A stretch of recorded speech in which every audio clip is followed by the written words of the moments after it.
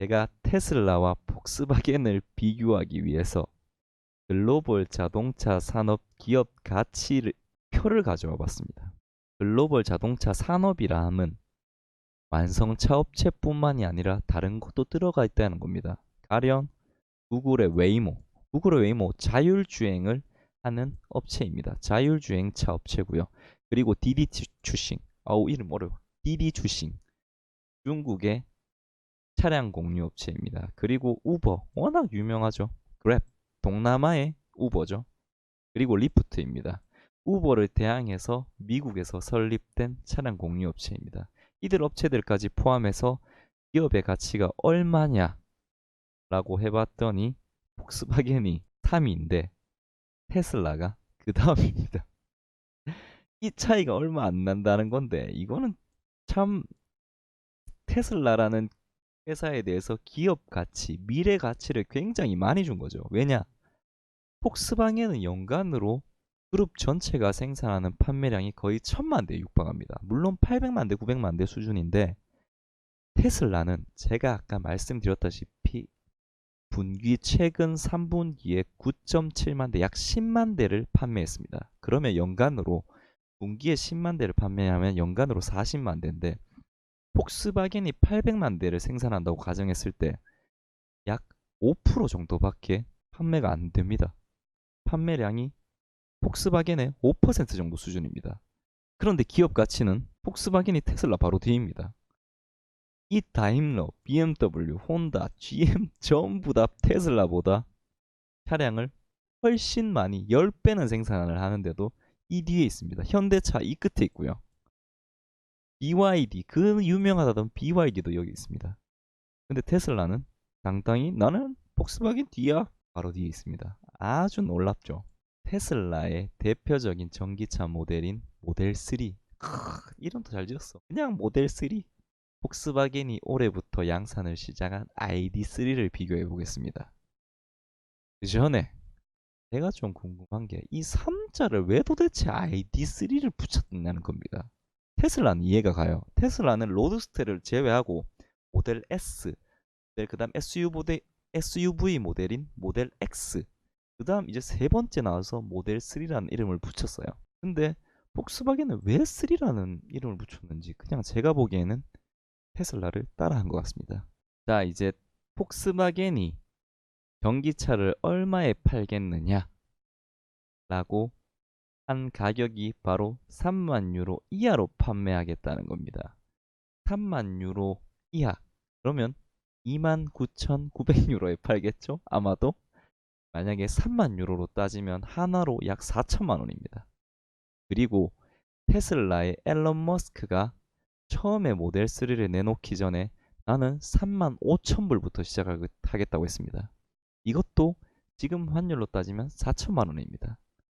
둘 다 뭐 거의 비슷합니다. 거의 비슷한데 폭스바겐이 정확하게 아직 가격을 내놓지 않아서 이제 내놓아봐야 가격이 얼마인지 알 수 있습니다. 일단은 모델 3와 ID3를 비교하기 전에 여러분이 한 가지 알아놓으시면 좋을 만한 게 뭐냐면 테슬라의 모델 3는 미국 EPA 기준이고 폭스바겐의 ID3는 WLTP 기준입니다. 이 말이 뭐냐에 대해서 알려드리겠습니다. 요거는 알아두시면 살아가는데 도움이 됩니다. 아는 척을 조금 할 수 있어요. 예를 들어 보겠습니다. 요 사례가 있어요. 제규어의 전기차 모델 iPace라는 게 있어요. 이게 배터리 용량이 90kW로 동일합니다. 이게 국내에 출시되기 전에 유럽 기준으로, 유럽의 WLTP 기준으로 한 번 충전을 하면 주행거리가 480km였어요. 근데 미국으로 가니까 이게 380km가 되는 겁니다. 주행거리가. 그리고 국내 국토부가 이제 연비를 측정하거든요. 여기 와버리니까 333km가 나오는 겁니다. 차이가 너무 많이 나죠. 그거를 알아두셔야 됩니다. 어디 지역에서 연비를 측정하느냐에 따라서 이만큼 차이가 많이 납니다. 유럽과 국내는 거의 150km가 나죠. 너무 차이가 많이 납니다. 그리고 또 한 가지 사례를 더 보여드리겠습니다. 포나, 현대차가 만들고 있는 전기차고요. 그리고 니로입니다. 기아차가 만들고 있는 전기차인데 둘 다 64kW로 배터리 용량은 똑같습니다. 니로가 조금 더 큰 모델이라고 보시면 되는데 이것도 WLTP냐 EPA냐 한국이냐에 따라서 다릅니다. 물론 요거는 아이페이스의 경우보다는 훨씬 덜합니다. 유럽 기준으로 450km가 나왔는데 국내로 들어오니까 약 니로는 70km 차이가 납니다. 코나는 그나마 차이가 덜 나죠. 결론적으로 말씀드리면 유럽은 연비 측정이 조금 국내보다 덜 보수적이라고 보시면 됩니다. 국내가 제일 보수적입니다. 전 세계에서. 미국과 한국이 거의 비슷하다고 보시면 되고요. 유럽의 WLTP 연비 기준이라고 하시면 조금 보수적으로 수치가 이 정도 나와도 약 10% 아니면 20% 정도 줄여서 보시는 게 정확할 것 같습니다. 그래서 요거를 알아두시고 요걸 감안하시고 요거 두 모델을 비교해 봐야 됩니다. 자, 먼저 모델 3고요. 배터리 용량에 따라서 나눠봤습니다.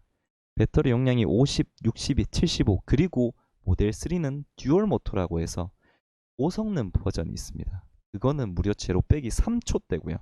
어마무시하죠.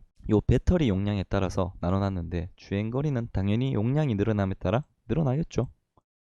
바로 요 스탠다드 모델이 앨런 머스크가 35,000불부터 시작한다는 그 전기차 모델입니다.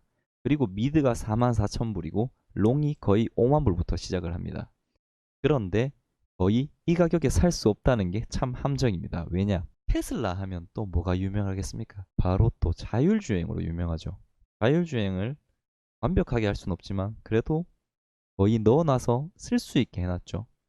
이런 옵션이 여러 가지가 있습니다. FS, 셀프 드라이빙, FSD라는 옵션도 있는데 자율주행 옵션이에요, 이게. 이런 옵션을 몇백만 원씩 합니다.